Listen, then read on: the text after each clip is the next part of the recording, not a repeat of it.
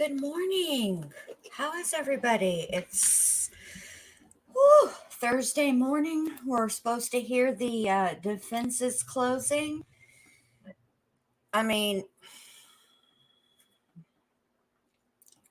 yesterday I felt deceived because quite frankly, Waters said I'm not gonna take forever.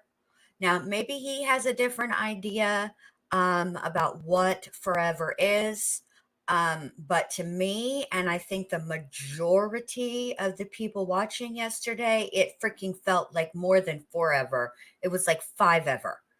And I was disappointed. I really, really was so hopeful that he would really, really, really focus on the actual murder charges, which is what the trial is supposed to be about. And I understand the need to go over the financial stuff, but what I don't understand is the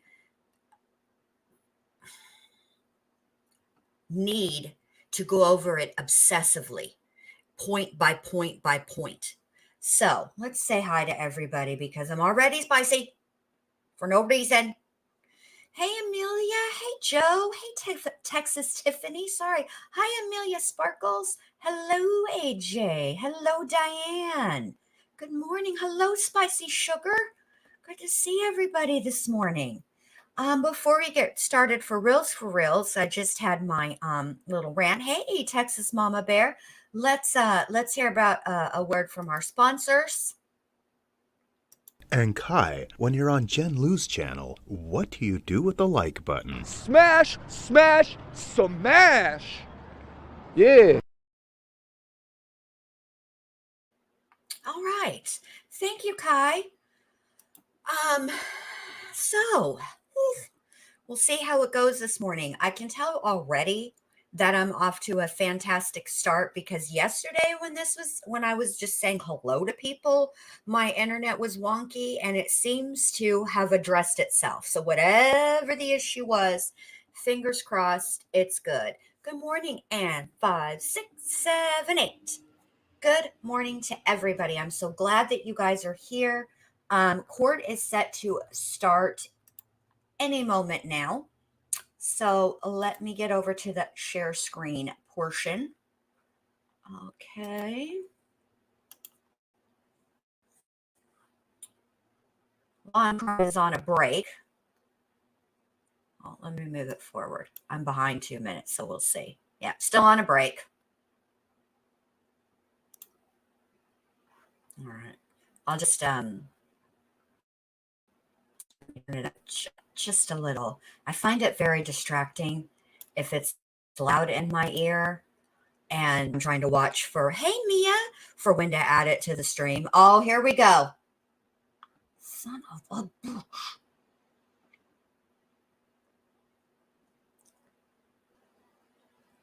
I mean, not for nothing, but the bar for it to be more interesting was set so low that almost anything would be more interesting. Hey, KNS, good morning. Good to see you. I want you guys to know. So this is the plan for today. So I'm going to stream the defense's closing. And then I already did it too loud and I'm distracted. Jeez, Lou. Okay. So anyway,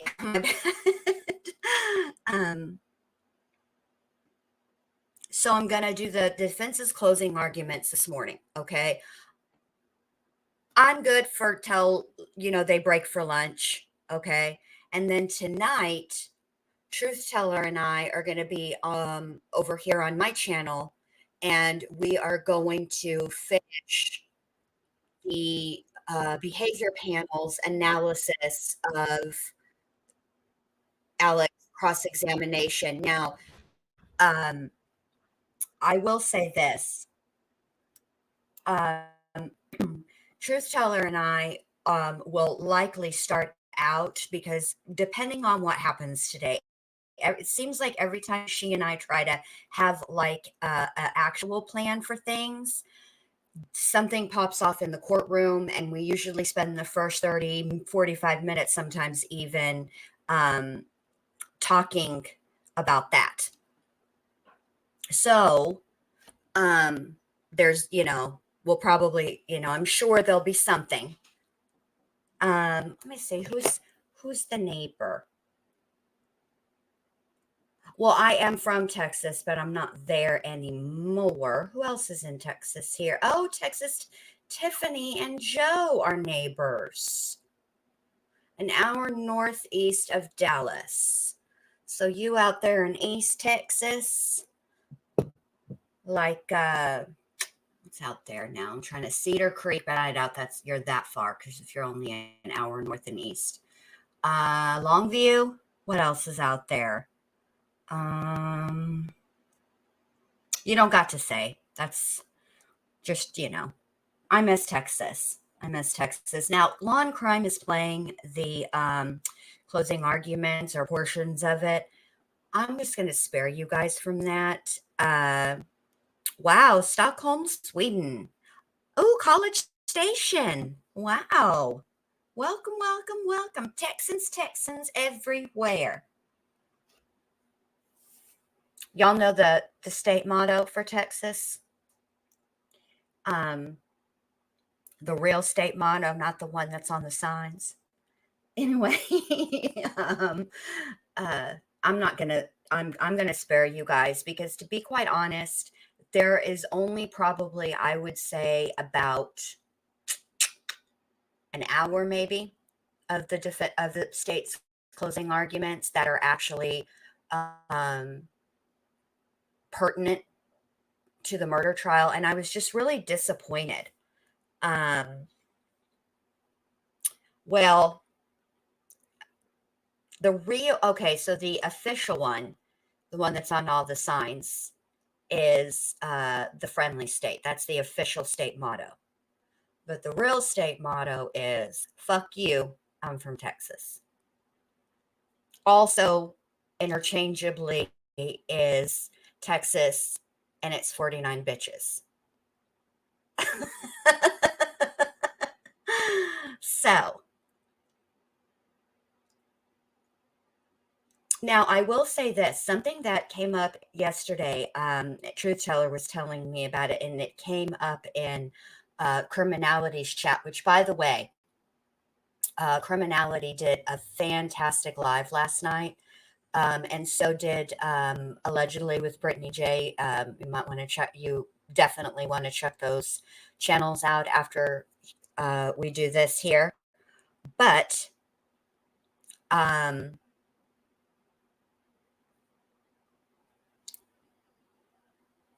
they know. Remember how we've been talking about this whole where's the money? Like, we're all living a freaking Jerry Maguire moment. Show me the money, right? Because where's all this money?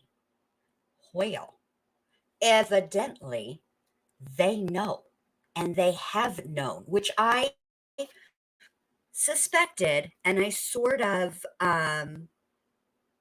hi, Caroline. Yeah, kind of.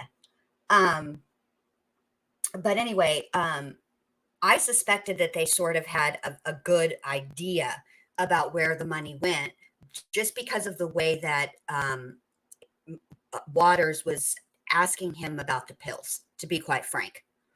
But we got to stay tuned, because at some point, and I don't know when that point will be, but all I can say is that Anjanette Levy said, stay tuned.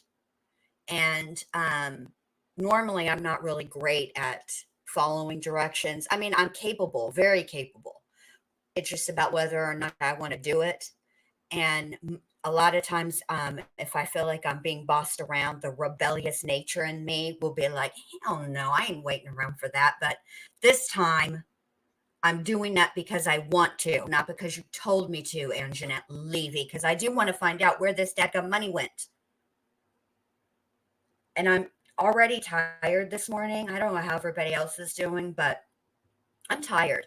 I didn't go live last night. I took a break and I went to Alex Erickson's channel first. She had a great live. If you guys are following the Madeline McCann situation where that girl Julia is saying that she thinks she is Madeline McCann and there's all kinds of dramas, and I refer to her as not Madeline McCann. But that's just me. I encourage everybody to. Alex has done an amazing job. She's she's just a great gal, to be frank. I mean, she's just a cool chick. And so I forgot what I was saying. So I did that. Good morning, Corky. Good to see you, babe. So I did that, and then I went over to criminality, and then I went over to allegedly with Brittany J, and I just bebopped all around because I had a break, right? And I said, okay, I am gonna go to bed early because I know I have to stream, and I'm gonna get a good night's sleep so I'm not salty in the morning, right? Because I'd be getting crabby. Yeah, they do, Caroline. Yeah, they do. So, anyway, I didn't go to sleep until like 1 o'clock. That's the last time I looked at the clock. So I'm thinking that that's probably, if I must have fallen asleep like shortly after that. Because I kept thinking about why, I don't know, but a video that I want to do for you guys, once I do this defense closing statements or, closing arguments, and then Truth Teller and I have our panel tonight. I'm super excited. I love paneling up with Truth Teller. She's so funny, and she's just a good time.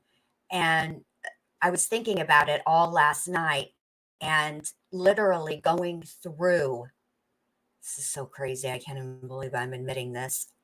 The testimony, the days of trial, thinking about it, which, hello, it's been 6 weeks, 8 hours a day for 6 weeks. I think we've had 2 days off, like two holidays in between. So, yeah. Hey, BG. Hey, Elizabeth. Oh, thank you, Joe. Thank you. I have really enjoyed Truth Teller. All right, let me see what's going on over here. All right, they back in. Let me turn to tap. Council yesterday.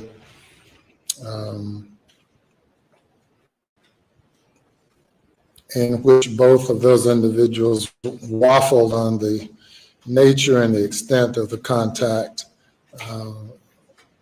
They also provided a recorded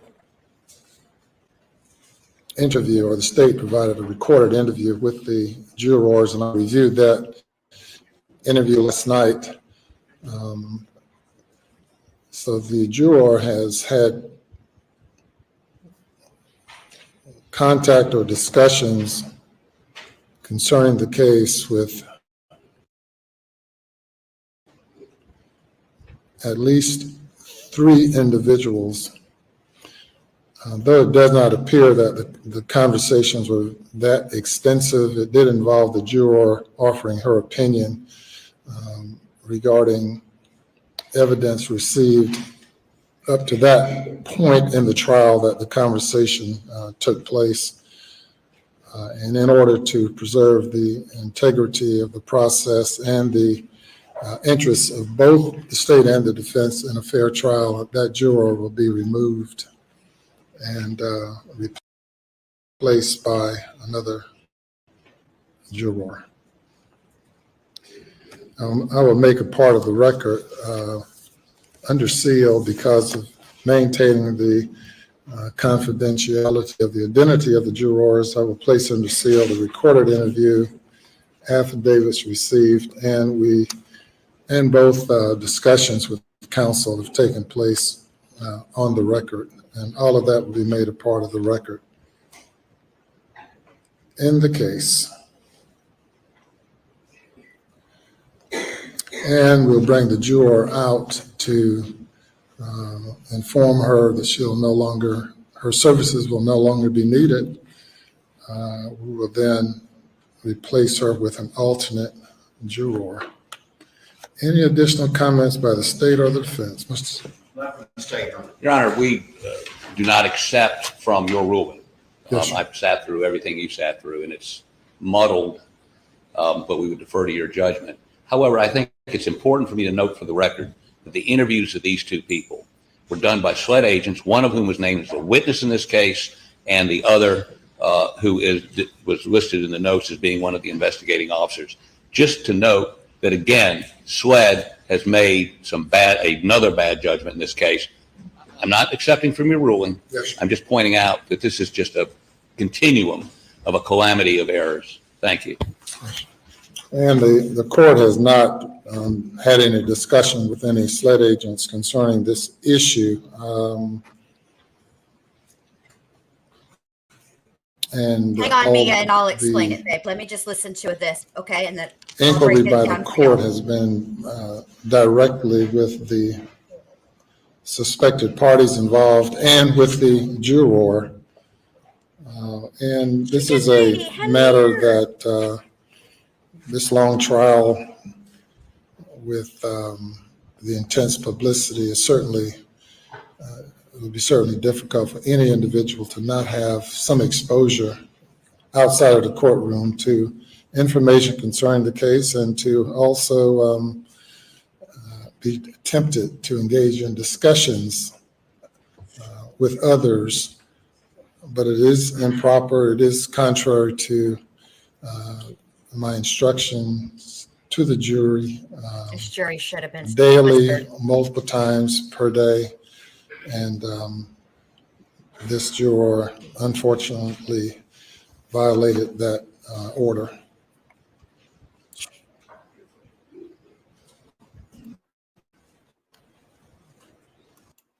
All right, so let me tell you what had happened.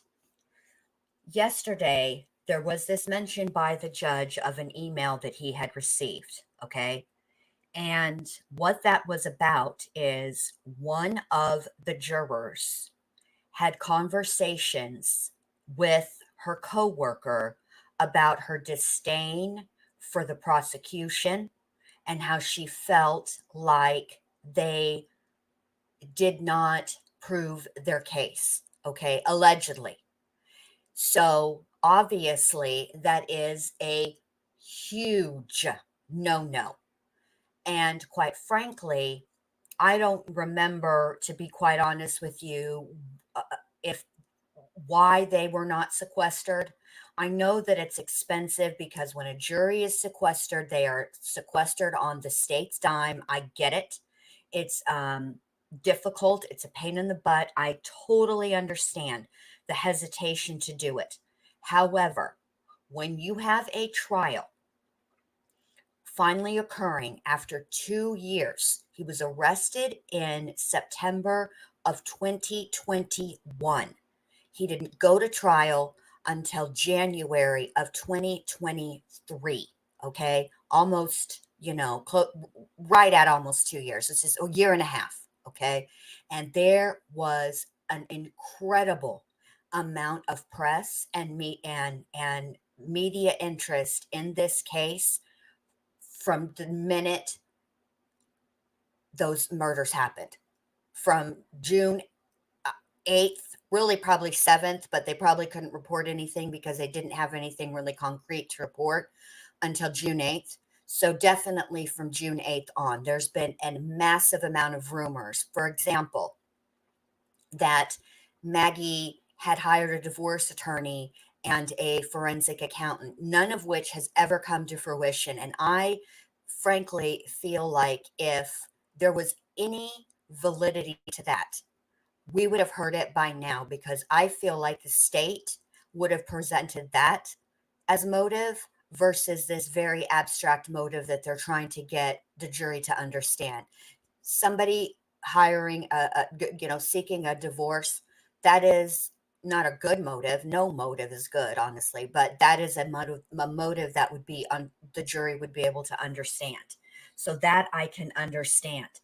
But this jury that there was all kinds of rumors and, all the things. I don't know why the jury wasn't sequestered, other than the majority of the time, the reason they opt for the jury not to be sequestered is because of the expense. So this is very disappointing. And let me just say that should Alec be convicted, should they all find him guilty, even though this juror will be removed before deliberations even start, I would suspect that there would be an appeal filed. And one of the bases for the appeal is going to be jury misconduct, because it would be very difficult if she's willing to allegedly break the oath that she took, disregard the court's instructions, and speak to somebody in her life, allegedly it's a coworker, then it will call her behavior during the entirety of the trial into question. And this is a disaster, but I'm not shocked. I mean, this trial's been full of stuff like this. All right, here we go.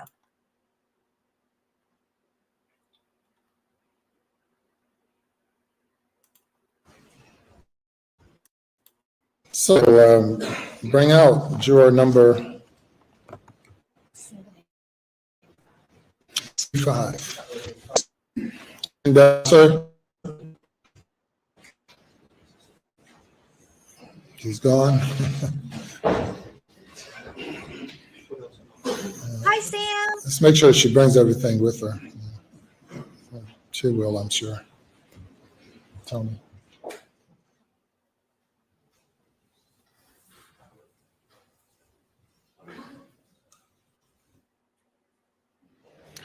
Good morning. Yes, ma'am, up here. In your normal spot's fine. If you just remain standing for me. Good morning. You doing okay today? All right. I have, as you know, we've had some discussions with you over the past couple of days concerning indications of conversations with few folks not on the jury concerning the case and expressing some opinion about the case.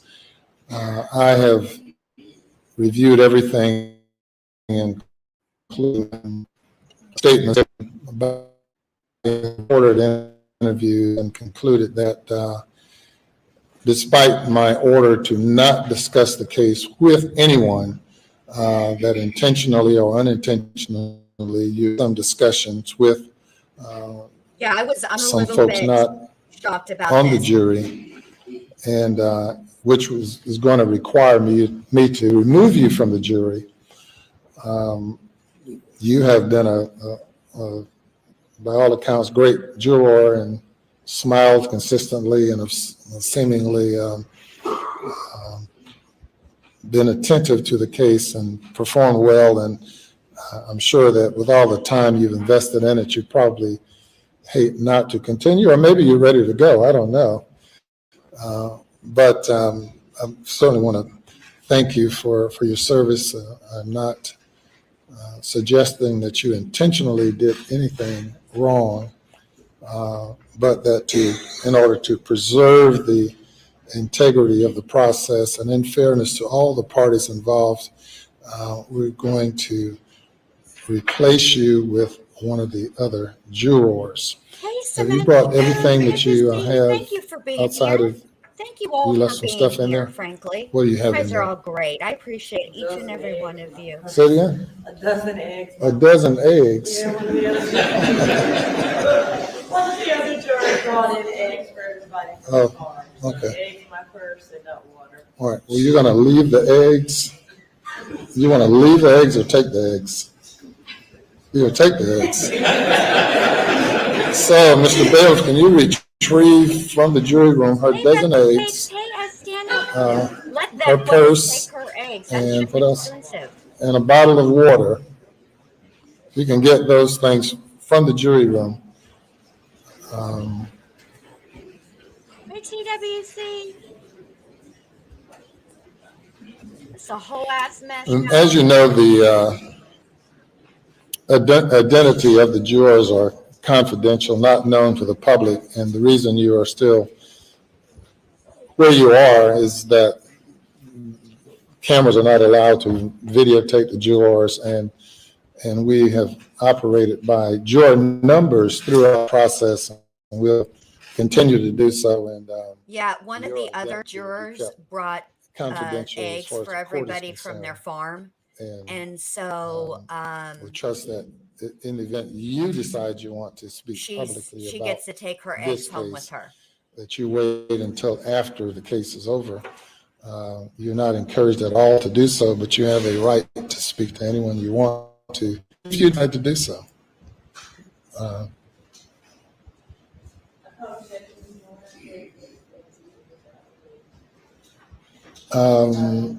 No, I have not spoken with her today, but no, this is not related to, I know we also had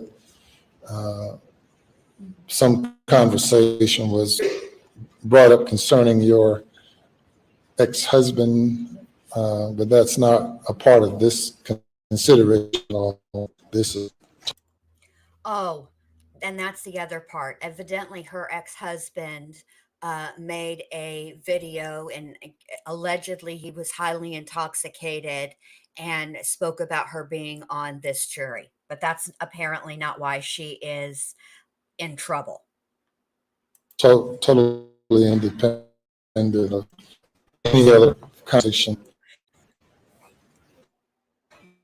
that he might have had concerning you. That's No, not Caroline, part that's a of chicken. the order of the court. So they're going to get your things, and then once you're removed from the jury, you can't go back in the jury room. We'll have to tell them goodbye for you. Okay, all right. Well, thank you very much. Ed, you can go. Thank you. All right, now let's get this show on the road, because this has been a long trial, and we need to hear these dadgum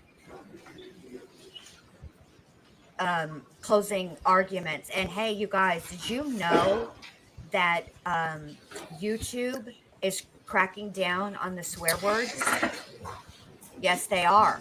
So We your get a lot of girl- interesting things, but now a dozen eggs. That's interesting. So now your girl is going to have to We'll give them, mind her P's and give her a Q's and chance watch to that leave. potty mouth, which is actually a good Take thing. I it, need to she's do gone. that. Okay, very good.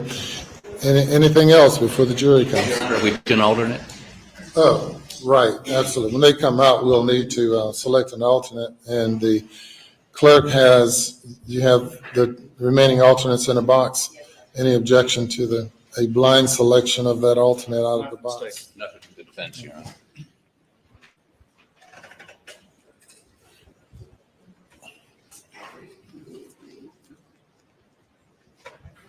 Oh, I'm Juror number 254.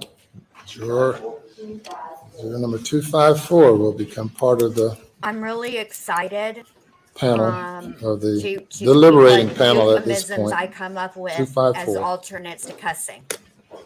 Mhm. You haven't missed Yes, anything. sir, Mr. They Griffin. just missed a Your Honor, juror before the jury comes for in, talking to people early in my outside of closing the argument, trial. we have a blow-up of the photos of Maggie and Paul at the crime scene. Oh, sweet Jesus. I'm going to hold it up so that the jury could see, the audience cannot see, but I'm just notifying Court TV that please don't display this blow-up during the proceedings. Thank you, Jim. Thank you. Thumbs up, yes. Oh, sure, I apologize. And the judge was kind enough to allow this specific juror, who was gifted a dozen eggs from a fellow juror from their farm. And eggs is expensive now. So this juror was allowed to take her eggs, her water, and her purse and move on down the road.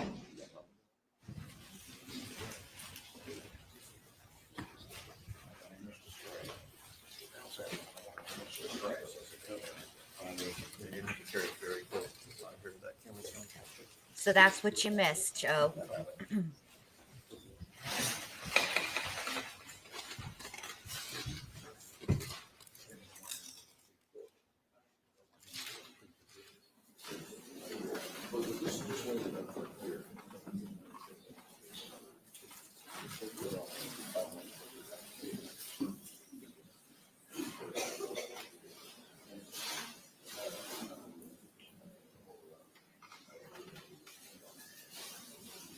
Good Lord, did they cover them with glad black trash bags?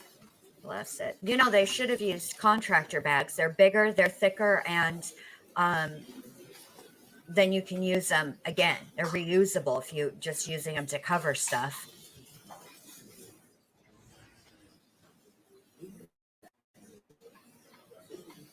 I know. I wonder if she gets paid still.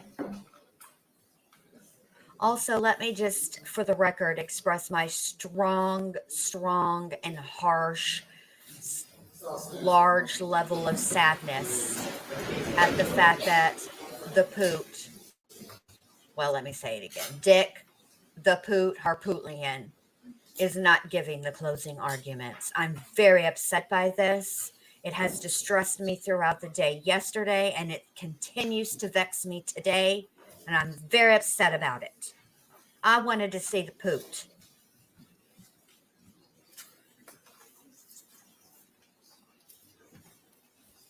I did see that TWC. I don't know. I don't remember if I saw the chicken, but I did see photos.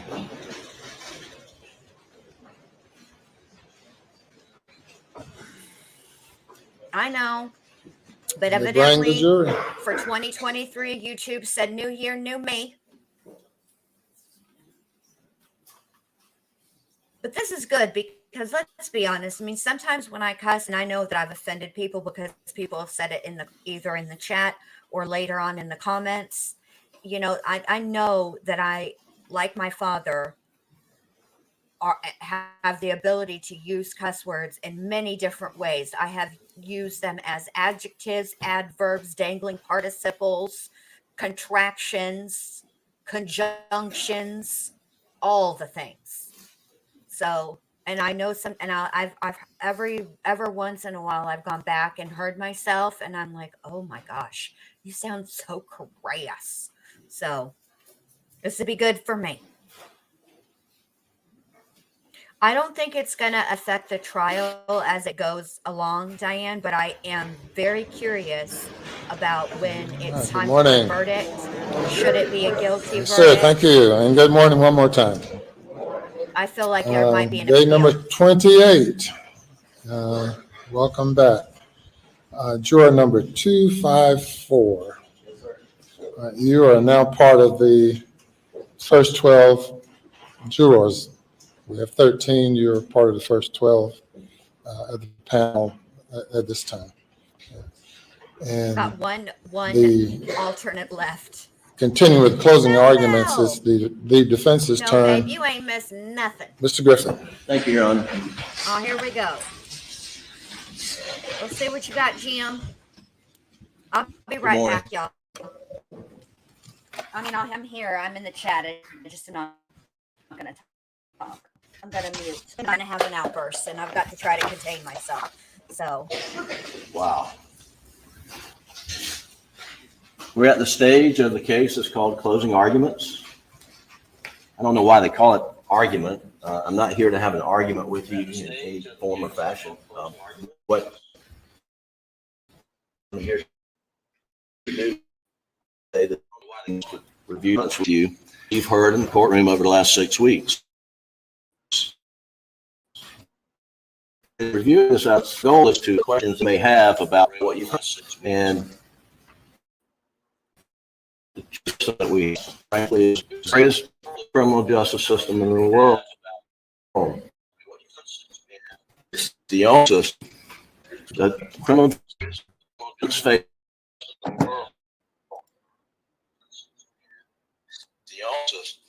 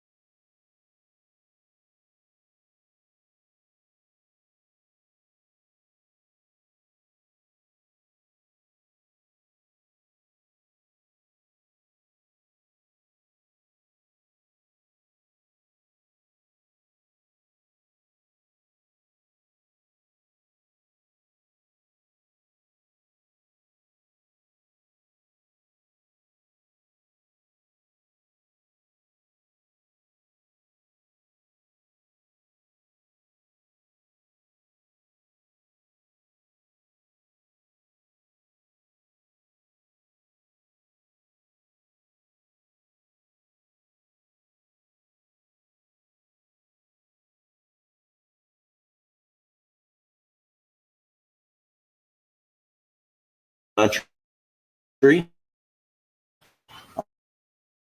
This isn't to the prosecutor, to the presiding judge. You ladies make, and our dream is one thing that I wish it provided change during the course of the trial between us. All sitting there and listening to what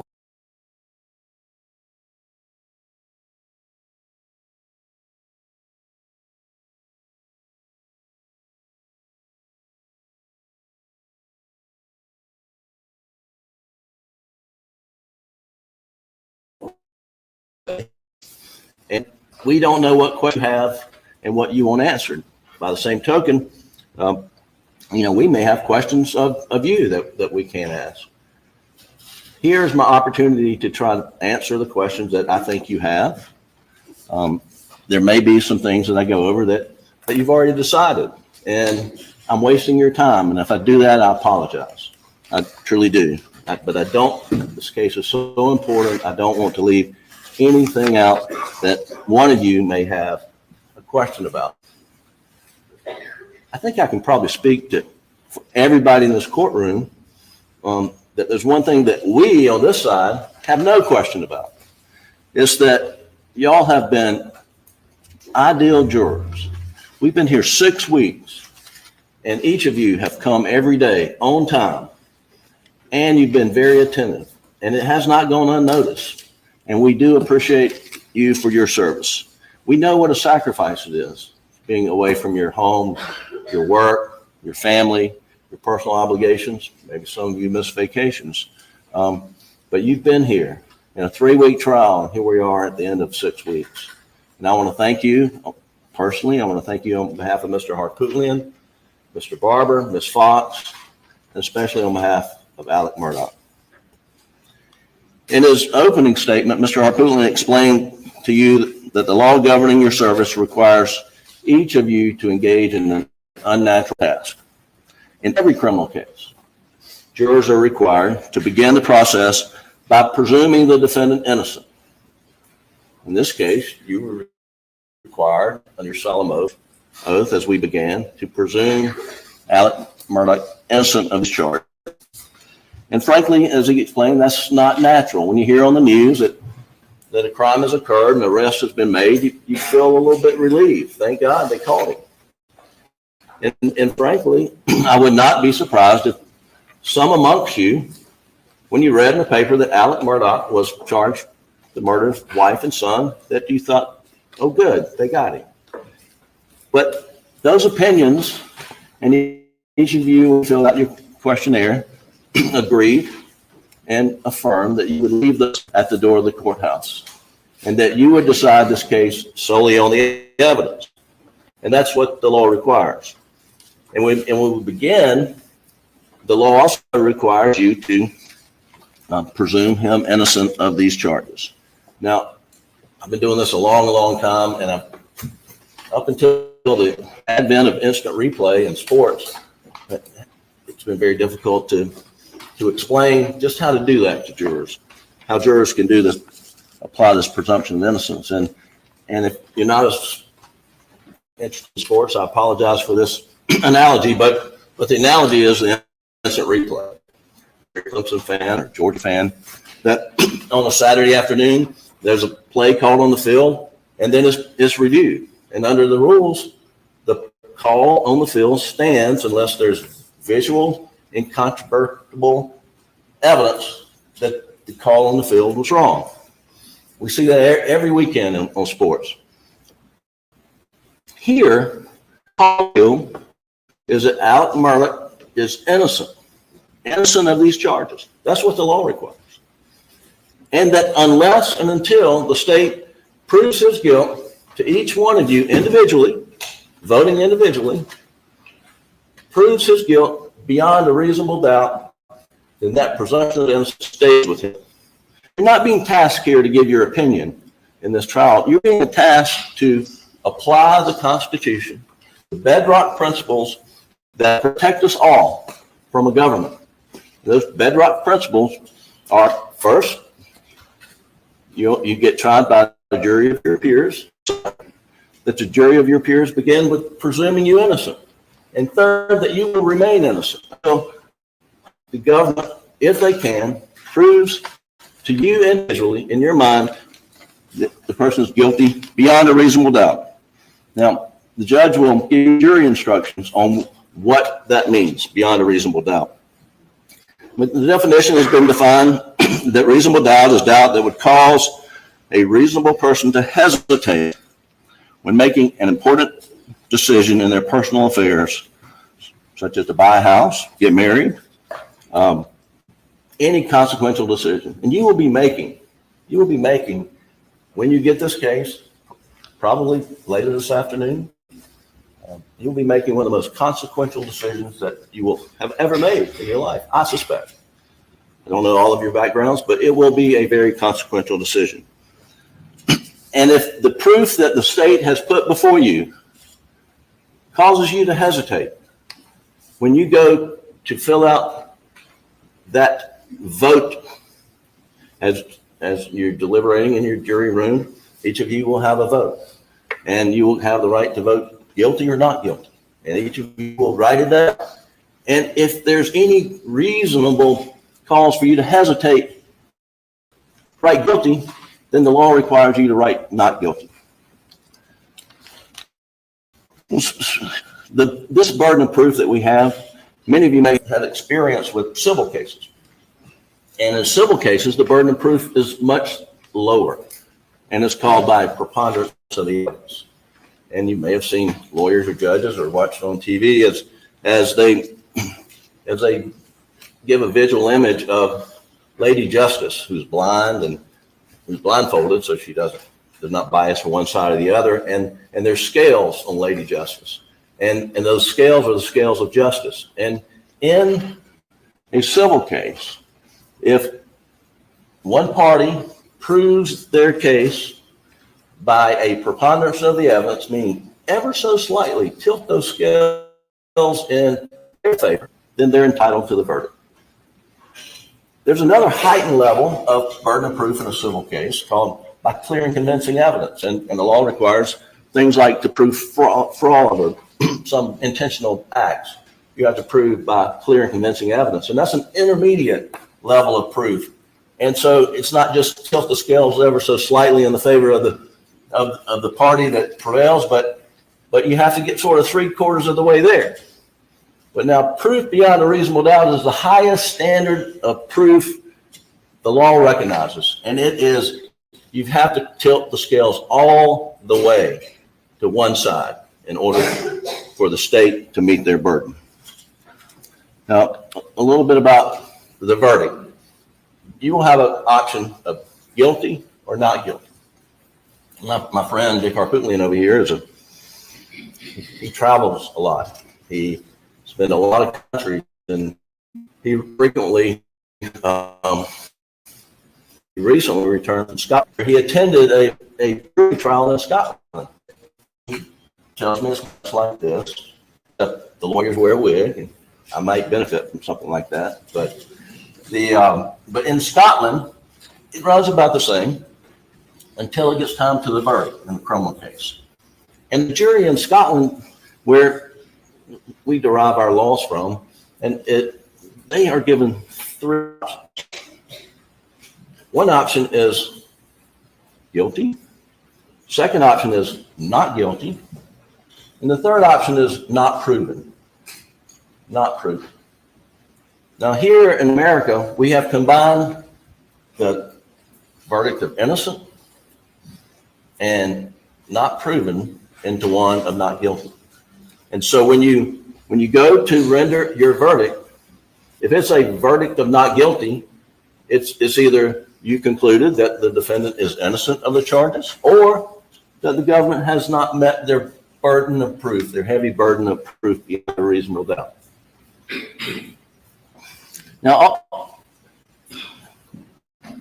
and one of the reasons that defendants are presumed innocent and the government has such a high burden is because in criminal cases, the defendant really doesn't have the ability, doesn't have the resources, doesn't have the lawful authority to execute search warrants, subpoena documents, to prove his or her innocence. And so a defendant cannot secure a crime scene, not lift the crime scene for fingerprints, shoe wear impressions, cannot secure telephones and get electronic data in the course of an investigation. So the defendant is limited on what they can do. In this case, on June 7th, 2021, Alex Murdaugh called 911, and Deputy Green, and then followed by other deputies, rolled up on the scene. And he is standing on his property. His wife and son lie dead in a pool of blood each, within yards of him. He just put a shotgun down. He just put a shotgun down.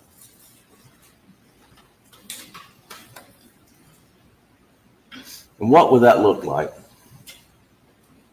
90 out of 100 cases when an officer rolls up, it would look like the person who had the shotgun and 2 dead bodies may have done it, probably have done it. Certainly is someone who should be strongly considered. The officers in this case told you that. Deputy Rutland said, yeah, Murdaugh was a suspect, but there are a lot of suspects out there. You know, everybody was a suspect. Agent, and it starts with family members. They found the deceased, the victims. So he's in the circle by virtue of calling 911. And that's fair enough. But what doesn't strike us as fair is that the next morning on June the 8th, after the gruesome murders of Maggie and Paul, this is what is issued, a joint press release, Paladin and SLED, that says, at this time, there's no danger to the public. At this time, there's no danger to the public. You have 2 people who have been executed within, y'all are out there, was it 100 yards from Moselle Road? They've been slaughtered. And at this time, there's no danger to the public. I tell you that on June 8th, law enforcement decided. It's a fair question for you to ask yourselves. It's a question that's fairly answered. What we know from June 7th to June 8th, Alec is a suspect, and he's in the. And from that day forward, he is at the mercy.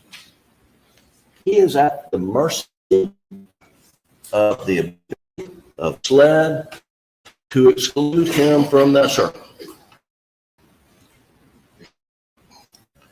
They have the ability to do forensic work. They have the witnesses, and they have the ability to do electronic data. And we've shown conclusively that SLED failed miserably in investigating this case. We've done a competent job.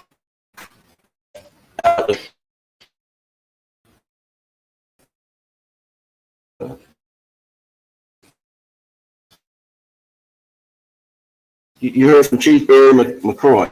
I didn't know Chief McCroy until I got involved in this case. His reputation is outstanding. He's a consummate professional. And he explained that when he got there, he was concerned that cars would be pulling up in air tracks that were not being protected, and that they could have evidentiary value. And then you heard from Mark Ball, who had a conversation with, Phil, who's another fine public servant. And he also, we've heard these tire impressions, and it was not done. It was not done. Captain Chapman from the Collinsville County Sheriff's Office, he testified about seeing other sets of tire tracks. As you had came in off Moselle Road, you probably saw where Deputy Green's vehicle had stopped right at the kennels, but then on the other side, where you saw that Alec was parked and pacing on some of these videos, that's where Captain Chapman had talked about seeing tracks, and he tried to track them. Slab was coming on, and then it was like a trail to nowhere. It was a trail to nowhere. Deputy Rutland talked about seeing hair in his hands, you'll recall. You didn't hear about hair in Maggie's hands from that moment forward. Was it tested? Was it sent off for analysis? There was no evidence that anything happened to the hair in Maggie's hands. Was it as a result of a struggle with her assailant? Was it her own hair? I mean, we don't know the answer to that. We know they failed to take fingerprints from the feed room, and they should have. They failed properly wear impressions, or right outside the feed room. And I think I don't think that's uncontradicted. The agent who doing the best she can did not go there to document footwear impressions. Did not do that. You heard from our expert, Mr. Zerti, what is required. And I believe Dr. Kinsey also agreed it was not done. I know Mr. Palmbach did. And both, now I'll get to the shot angles in a little bit, but both Dr. Kinsey and Mr. Palmbach have the murderer for Paul standing on the concrete.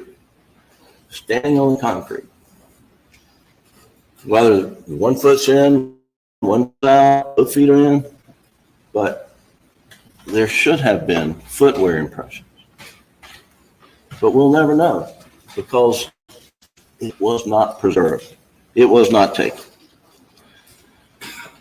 The thing that has baffled us, has completely baffled us, is why did they never take DNA samples off of Maggie's clothes, her dress? Why did they never take DNA samples off Paul's clothes? They never did. They never did. And we asked their investigator, why didn't you? Well, that's somebody else's shop. That's somebody else. It was never done. But you know whose clothing they took DNA off of extensively? Alec. And you heard Agent Zapata talk about all the different grids on her shirt where DNA was samples were taken. Was Alec assaulted on June the 7th? No, he wasn't assaulted. Was Alec wrestling with the assailant on June the 7th? There's no evidence of that. So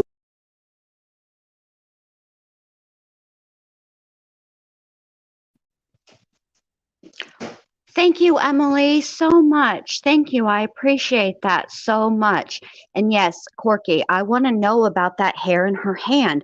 What is that about? And why was that never tested? So let's hope that me removing me and only using the internet to stream the live, or to stream from Court TV works. All right, let's try it. Here's to hoping. why are they taking DNA evidence of in June of 21? And there's only reason, and it goes back to this right here. There was only one reason. Only one reason. Is that they had decided that we find somebody else, it's going to be Alex. Unless we find somebody else, it's going to be Alex.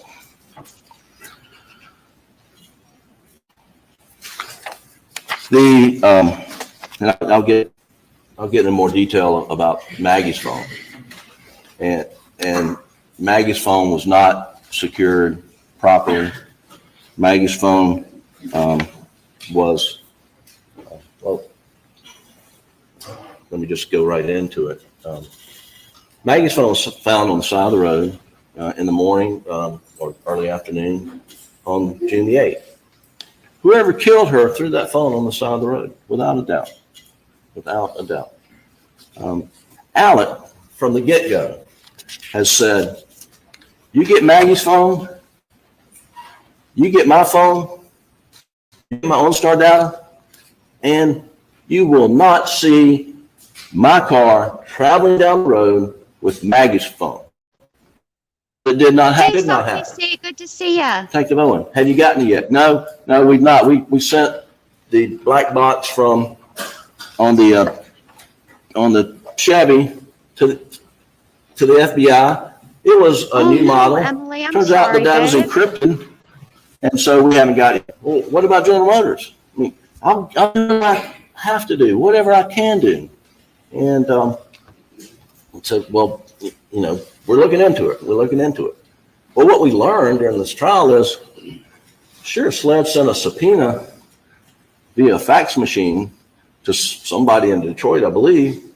I'll do whatever I have to do. Whoever got it in Detroit, the truth about being at the kennels. That's all. I have no idea what the reason was, but we do know the initial response was, we don't have anything. We don't have any OnStar data that you're looking for. There's no indication that SLED followed up with a phone call. There's no indication SLED followed up with a letter. Welcome, Salty C. There's no indication SLED did anything other than. Welcome to members. Glad to have you. Put the response. And that was it, ladies and gentlemen, until somebody watching this trial contacted somebody at General Motors and said, why don't you guys cooperate with the FBI and SLED on this investigation? And they're like, what are you talking about?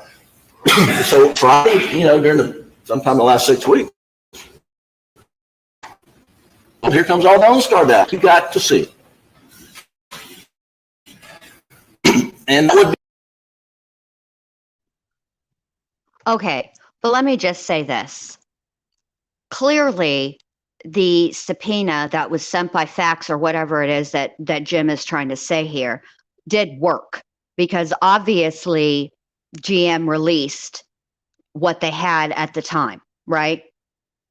How is SLED responsible for GM finding more data as the trial started? How is the prosecution responsible for that?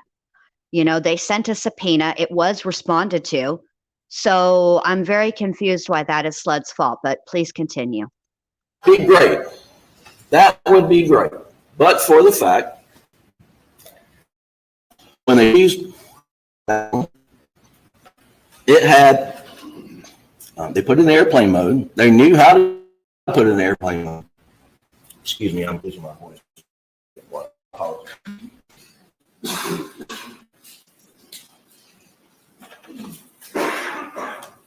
Pollen, something else.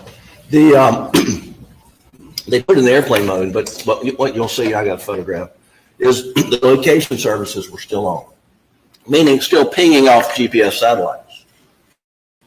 And the phones don't hold that much memory. They hold a lot of data, as we have learned, but they don't hold that much memory. And it writes over itself. And for GPS location services, the ping points that we see from Paul's phone on all that data, that would have been on Maggie's phone for the 7th. But for the fact that it wasn't extracted until in like June 16th. I think that's the date, but if I'm wrong, I apologize. But it's around the middle of June. And that ping information that we see on Paul's phone, for Maggie's phone, it goes back to like June the 9th. Well, a lot of good that does. A lot of good that does. We don't have it. We would have had it had they extracted it earlier. David Dove said we didn't have an updated upgradeware that would read it. Took us a while to get it. I don't know why it took them a while to get it. There's really no explanation about that. But you heard about Faraday bags. Put it in the Faraday bag. So it's not pinging against satellites, not overriding. They didn't do that. And it's lost. Had they done it, I hope we wouldn't be here. I hope, because I know it would say, because we have enough evidence in the record, and we have to go around our elbow to get to our thumb to get there, but there is sufficient evidence in the record that shows Alex Murdaugh is not driving down the road, Moselle Road, with Maggie's phone in the car and tossed it at whatever time. When he went by at 9:08, I don't know what time they think it's tossed, but that would have gotten him out of the circle. But probably not, because they've been so focused on him.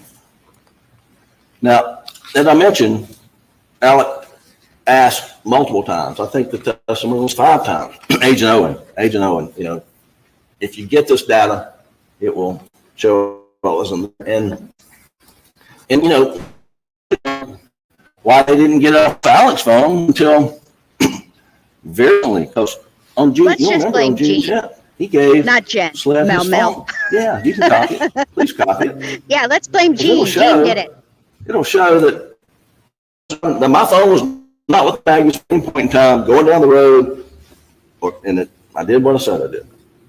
Well, they did extract it, but what we've learned, the extraction was a superficial extraction. Not because Alec requested it, that's just what they did. Said a logical surface extraction. So they didn't go in and pull any ping out of, like you saw, they didn't get Alex. Now, it's one thing you can be 100% sure is they would have called Detective Owen up here on the witness stand during their rebuttal case to say, no, he lied. He didn't ask that of me.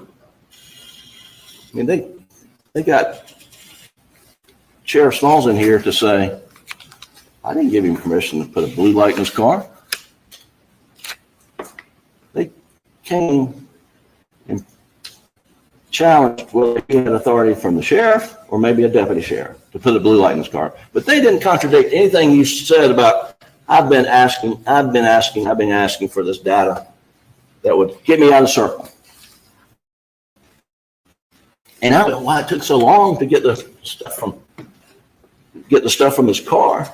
It's because General Motors, it's because the FBI wouldn't go to General Motors on this event data. The FBI was up there and they bought a Suburban, they're riding it around and they're reverse engineering all these systems to try to come up with reports. And then they come in here and tell you it's not complete, some it's inaccurate, but this is what we got. And during the middle of all that, that's when, thankfully we did. Thankfully.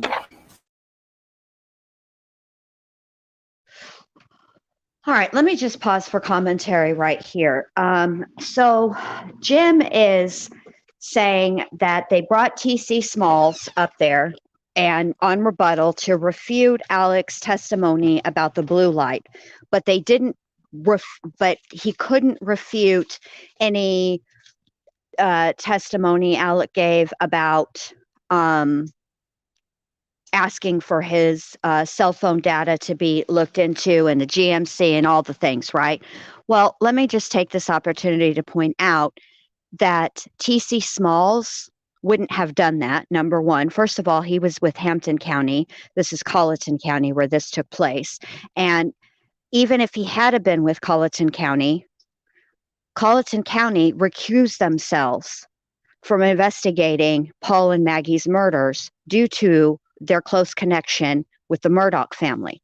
So they wouldn't be the ones looking into it anyway. And the truth of the matter is, Jim, and I hate to break it to you, but your client lied when he said that he had permission from the sheriff it's not a mistake. It's not a, well, maybe it wasn't TC Smalls, maybe it was the deputy sheriff. You know that you had blue lights installed into your vehicle, right? So you would know who gave you permission to do so, because you would need permission to do so, correct? So this is very misleading and I don't appreciate it. And it's very, I don't appreciate it. And this is the problem, to be frank, with both sides. Both sides, the state and the prosecution, have been misleading in the evidence and what the evidence shows. And I'm glad that closing arguments are not to be taken into consideration as the same weight as actual evidence presented in this case. Because, hey, Helen, because this is too damn much. And I'm going to change my name to Jean, since that's what, for Mel Mel.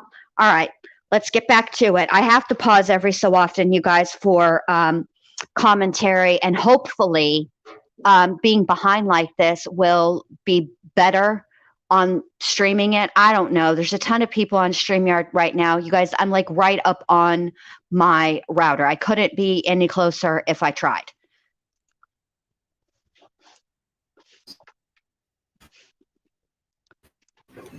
So 21.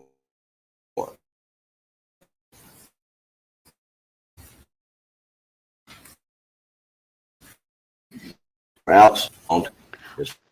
Ooh, if you do that, Easy, Mel, show us the easy. results when this is over. Easy target for slip.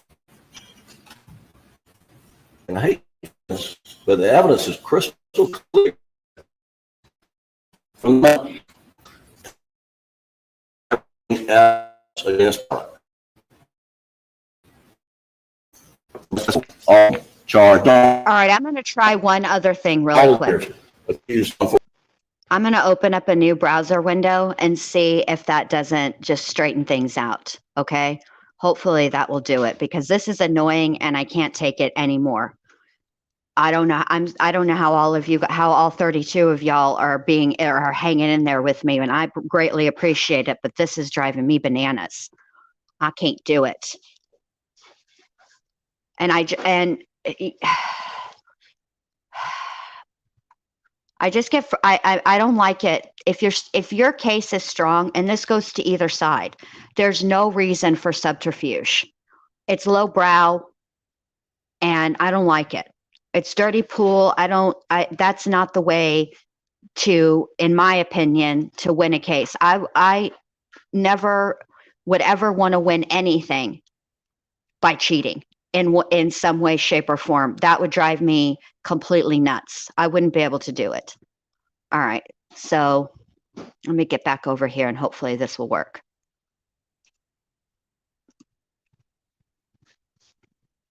We'll see.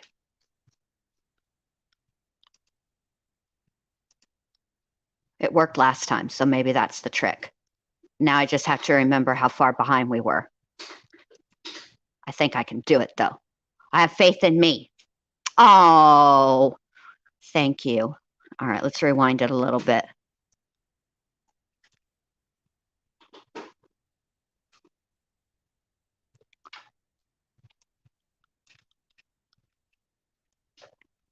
Give me a second here whilst I figure it out.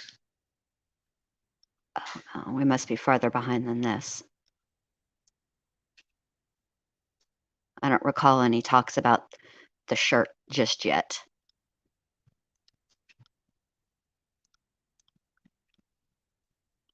All right, we're going to go with where we're going to go with here. All right, hang on. Sorry if you guys miss a little bit. I apologize. Oh my God. I don't need to do all that. Stop.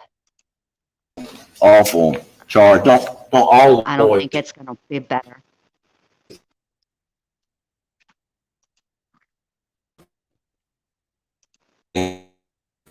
Hey, and some of my best friends are law enforcement. If this keeps going like this, you guys, I'm just going to end the stream because I don't want to make y'all watch like this. This is not pleasant at all. Like, it's not even, ugh, this is so annoying.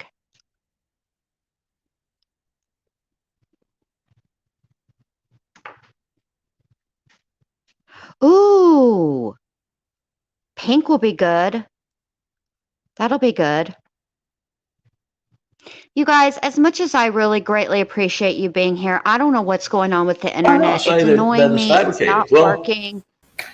It's you terrible. I feel like I should just end this. it's a confirmatory blood test. On that there's types of tests. There's a presumptive test, which they use a probe that makes.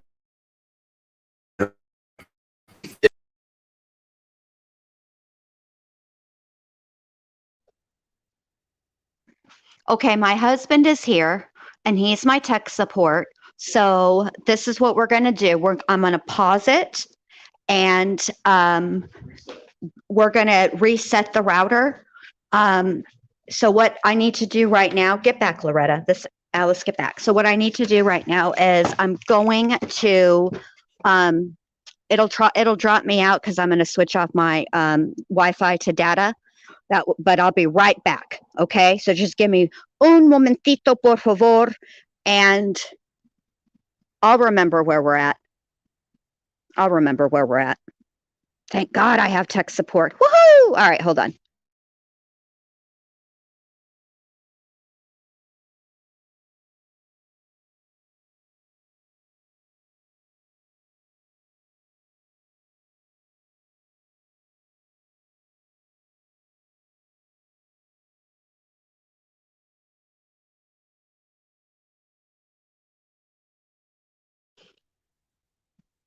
Okay, so at this point, how are you guys feeling about Griffin's? I mean, you know how you can only hear every third word, bless your hearts, that you've hung in with me this long and been patient with this. And how are we feeling so far about this whole this whole closing arguments presented by Jim? I kicked the door wide open for evidence for coming in from the state that I didn't want to come in, and that really convoluted the shit out of this trial. Griffin, how are we feeling about his closing statements thus far? Yeah, I am not. Yeah, I agree with you, Jen. I'm not impressed, and I didn't think I would be, but I was hopeful. You know, I started the day with hope. I thought to myself, Jim knows what's on the line here.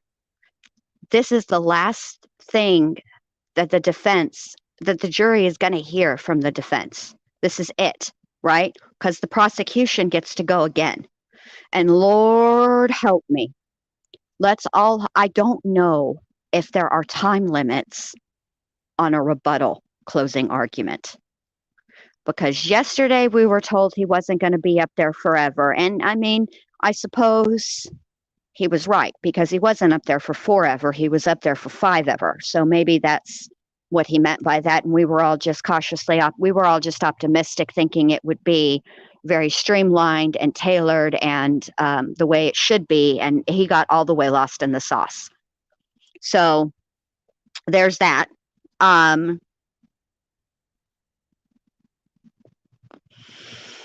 They should have got Stewie Griffin. Can you imagine if Stewie were up there? He would have done better. Hell, Alice would be better, and all she says is meow. I mean, but she does have different tones to her meow, so there's that. I'd rather hear Pooh too. The judge gave no, Jennifer, they can't. That's the thing. The judge said that they cannot split the closing argument, either side. So whoever gives the closing argument is giving the entire closing argument. And I don't know what happened or why the Poot won the coin toss in this. I really do not, but he did. And it's very, very, very, very, very, very, very, very boring, Jim. We're not grateful. We're not appreciative. You all say you're not going to take forever, but you do literally take forever to get to the dadgum point, frankly. So yeah, there's that. It's annoying. I've had enough. I would say you guys, what we're about by this point, about 15 minutes behind in the stream. So that's what we'll do. We'll rewind it about 15 minutes and maybe put it on like 1.5. Maybe that'll, or even hell, 1.25, shit, something to speed this process up, because otherwise we're going to be here all dadgum day. And I find it so fascinating, just while we wait for tech support, because he's got the router has to be reset and that takes a minute. But I find it fascinating that we're at the point we are in this trial, which is the end, and yet so many people are we you know, you always have the people that feel one way or the other, right? But what I'm really surprised at is when you look at like the polls on like Law and Crime, and I don't think I've seen any from Court TV. I've only seen them on Law and Crime, but I'm so shocked to see how many people are at this point in the trial undecided as to guilt or innocence, and that's scary. For me personally, this is my prediction for the jury. I think there's only going to be two options. They're either going to all vote guilty or there'll be a hung jury. I do not think that there is going to be an acquittal. I don't think that. I think that it'll be guilty or a hung jury. Hey, truth teller, getting some work done, babe? Well, honestly, yeah, you're right. Nothing has been organized on either side since this trial started. And I will say this. I think that the state they went into the trial intending to present a different case entirely. Because in the beginning, when they were going through all of the pretrial hearings, the financial stuff was going to be kept out, because the judge felt that it was too prejudicial, that the prejudicial outweighed the probative value. So he said, no, let's keep it out. And the state was prepared to go ahead. And I think that the way that they intended to present their case might have made more sense up until Jim had decided to open that door. And there is a part of me, a large part of me, probably like 73%, that kind of suspects that might have been intentional, because he knew that Waters wanted this financial crimes in. He wanted the jury to hear it. And look what he did once the jury was allowed to hear it. He went ham on it. And I think really, frankly, to the detriment of the state's case, if I'm being completely honest. And I think that's exactly what happened. I think it was to the detriment of the state's case. I think it was a mistake to go in as deep as he did, but I think that it was a calculated risk on the part of the defense team. I think they knew that they could dangle this worm in front of Waters and he would bite, and he did. And now the jury is confused. And the fact of the matter is, if it kind of feels to me that all of the financial crimes, it comes across as Jean, that's going to be my new name. I should change it up at the top. Yeah, it's pretty overburdened. It's a lot. But I don't want you guys to sit and hear, all the robots and every third word. I wanted some of the financials to come in because I do think that the jury needed to understand Alex's level of desperation, right, with respect to his finances, and that it's not about what we would do. It's about what he would do and how his level of thinking, the way he thinks. So I'm glad that they let it in. I just wish that Waters had been more organized in presenting it, number one, and not stopped presenting the forensic part of the case, because that's important, and saved the financials as to motive for the end. I think it would have gone a lot better for the jury. And when I was watching Brittany, allegedly with Brittany J yesterday, someone on her panel, I think it was Mallory, made a good point. I think it shows motive as well with respect to the rebuttal witness that had us, Dr. Kinsley, which had us, which people, I like Dr. Kinsley, he explained it very well.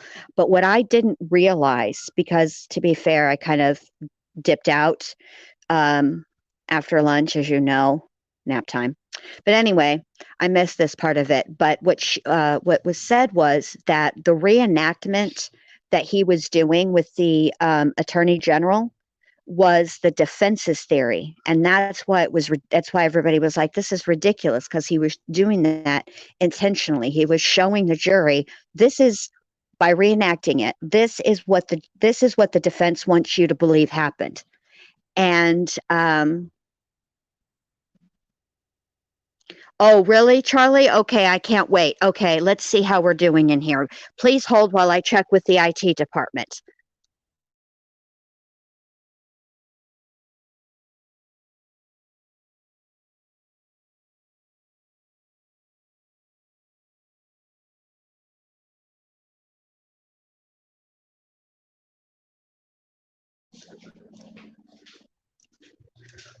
Do you got all the bleach on your head, Mel? I would be very careful. What I would do is probably not, or cover your head. Get you a grocery bag, like a plastic grocery bag, and tie it around your head, and then do it. Keep all them fumes in. Whew. So apparently the husband was waiting. The IT guy, who's quite good looking, I have to say.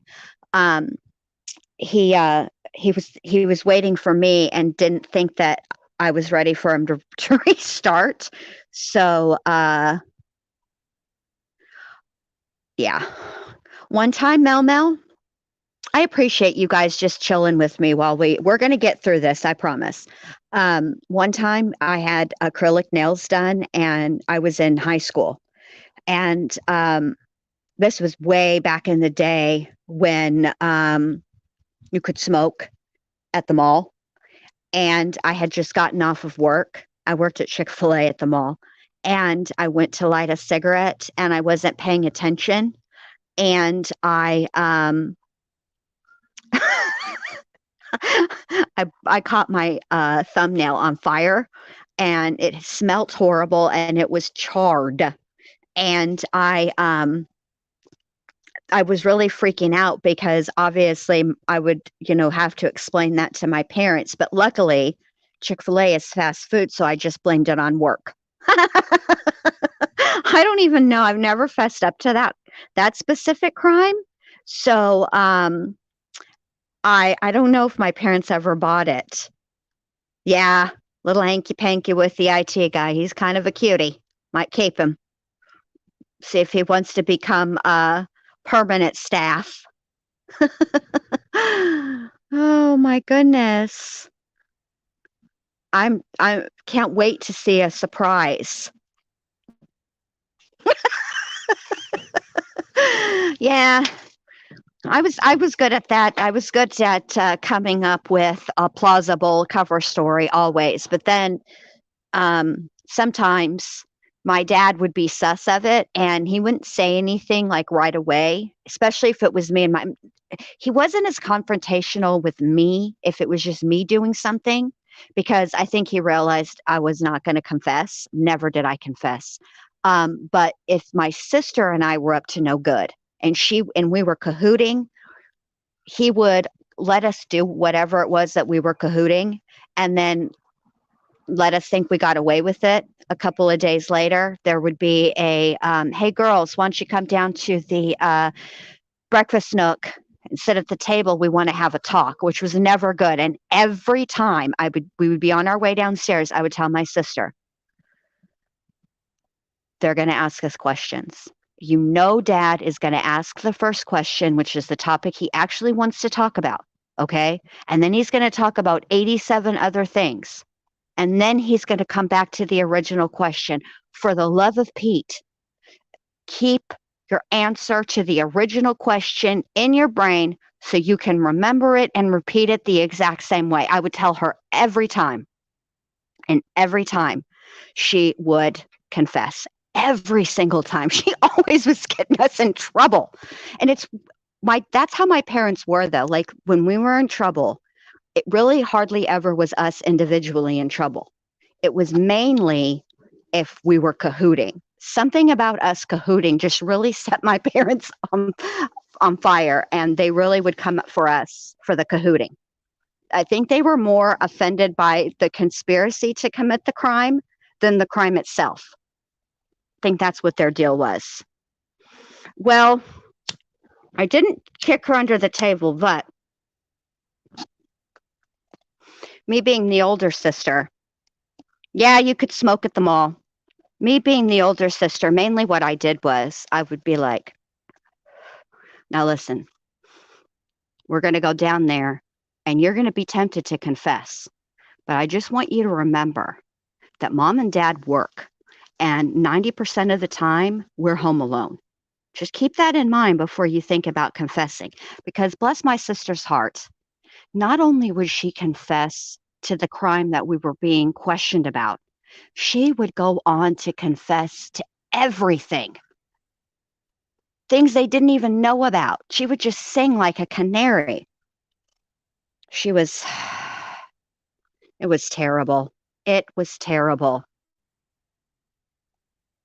It was terrible. She was the only sibling I had, as Daniel. There was nothing I could do. It was cahooting with her and nobody. And I got to say, as we got older, and like her sophomore year, my junior year, her cahooting skills got far better. I was very proud of her, much to the dismay of my parents. And then as we moved, into adulthood, she and I would band together and take up for one another, which was really pointless by that point because, hello, you're an adult. But whatever, we grew up in a pretty strict house. And so even though we were adults, there would be some level of fear. And then I'd have to remind myself, I'm a parent too. What can they do? What are they going to do? Punish me by grounding me? Cool. I could use a break from this mom gig. These kids are driving me bananas. That's not really a punishment. Please ground me. So yeah.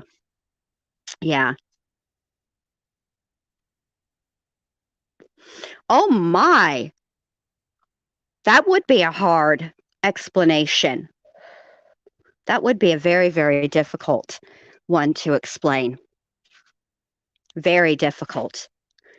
And I remember my sister got my mom's old car when she could drive. My sister and I learned how to drive on an 81 Honda Accord 5-speed hatchback. No power steering, hand crank on the windows. I mean, I remember telling my mom, listen, you got to tell me like a quarter of a mile before you're ready for me to turn so I can start cranking the steering wheel. And their big deal was, you can't smoke in the car because of insurance purposes, right? Well, it was my mom's car and my mom was a smoker. And let me just say this, rest her soul. But there were already like cigarette burns in the seat covers. So they were never going to know. And my sister and I would get down to the end of the street and light up our cigarettes. We were so bad. I'll never forget one time before I had my license, I snuck the car out. My parents were, I don't know where they were. And I drove over to our friend's house, but our driveway had an incline to it. And I wasn't all that great yet with the stick. And it had a little incline and we kept rolling. And we had to go next door and ask the neighbor to bring the car into the garage. And like, it was bad, you guys. Like, you could smell, I was burning up the clutch. It was bad. It was awful. But thankfully, my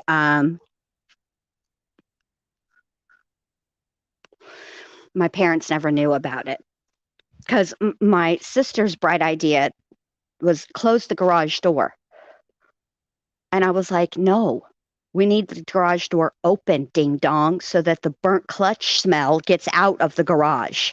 And she was like, oh.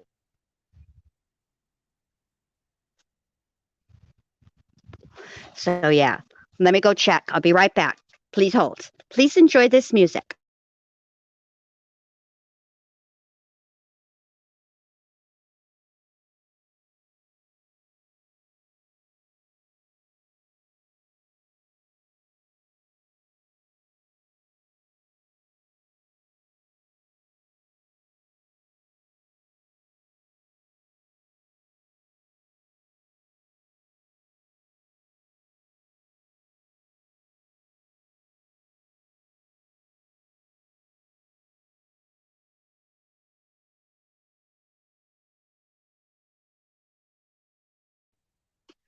I'm sorry, I don't have any music. I'm afraid to click the music thing because Lordy B, you know, this dadgum internet is doing the most, and not in a good way, not in a way that people would enjoy, not in the way I enjoy actually. So let me fire up this laptop real quick. I guess while my husband was in here with the laptop, he thought that the camera and the mic came back on, and he just shut the laptop real quick because he says, I don't want to scare your peeps. So yeah. You get it all here at the ward. Isn't it fun? Here we go. It shouldn't take too much longer. Hopefully this works better because quite frankly, my phone is at 37% because StreamYard takes an immense amount of battery power.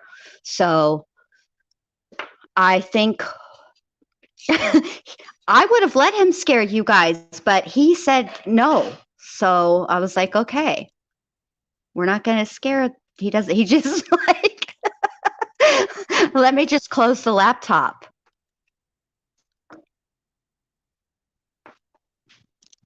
Let's see. Okay. I'm not going to add that to the stream. Let me open up this other tab over here.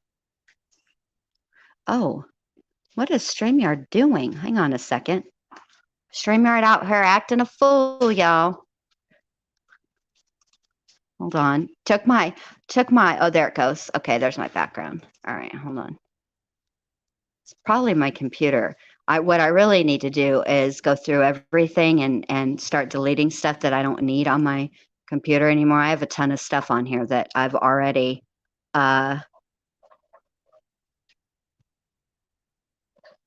Aw, thank you, Mel. You're so sweet. You guys are the best. I really do. I don't care what anybody says out here on these YouTube streets. I have hands down the best chat on these YouTube streets, quite frankly. Like one night, or yeah, it was one night. One night there were almost 300 people in the chat and there were no mods. It was just me, and everybody was so cool. Nobody was fighting. There was no reason for me to even like sweat at all because everybody was so cool.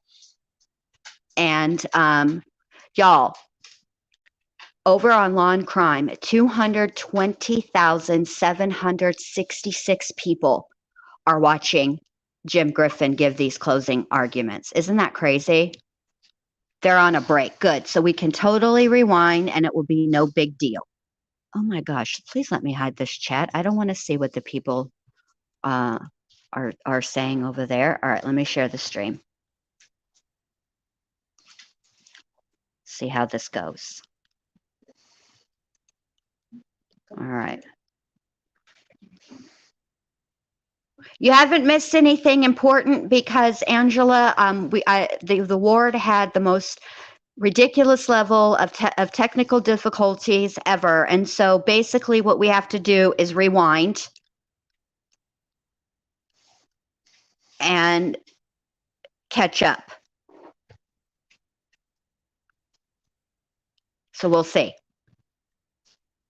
I do have a great group, Emily. I am eternally grateful. I have so many nice people, so many cool people in my chat. I really do.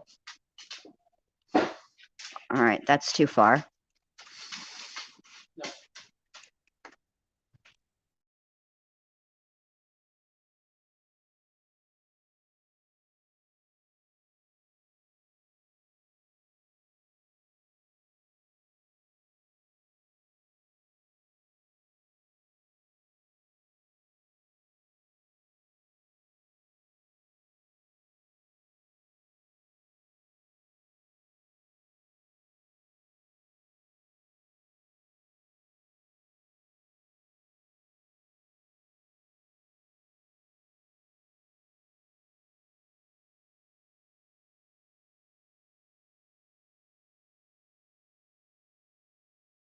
One.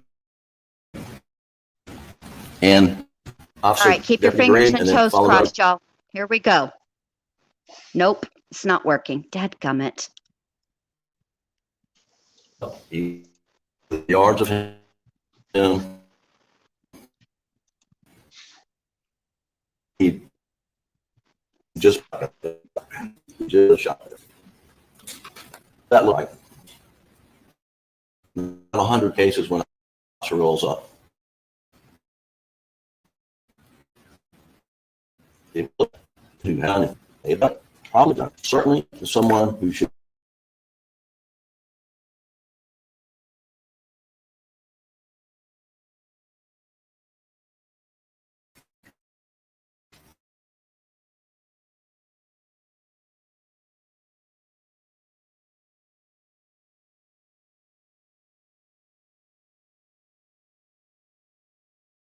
He's in the circle by virtue of calling. That's fair enough. I'm out of stories. Uh, I don't. Oh my goodness! Why is it doing this? After the group.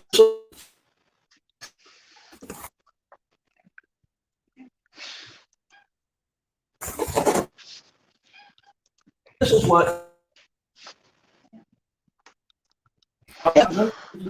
All right, you guys, this is just not going to work. I don't know what the deal is. I think it's just too bogged down. So listen, Truth Teller and I are supposed to go live tonight, and we will. And this is what I'm going to do. All right. She and I are supposed to start the whatchamacallit, the behavior panel at 9. So what I'm going to do is I'm going to go live at 7. Okay. And we're going to go over all of this closing arguments. I really think that there's so many people watching. StreamYard is playing up.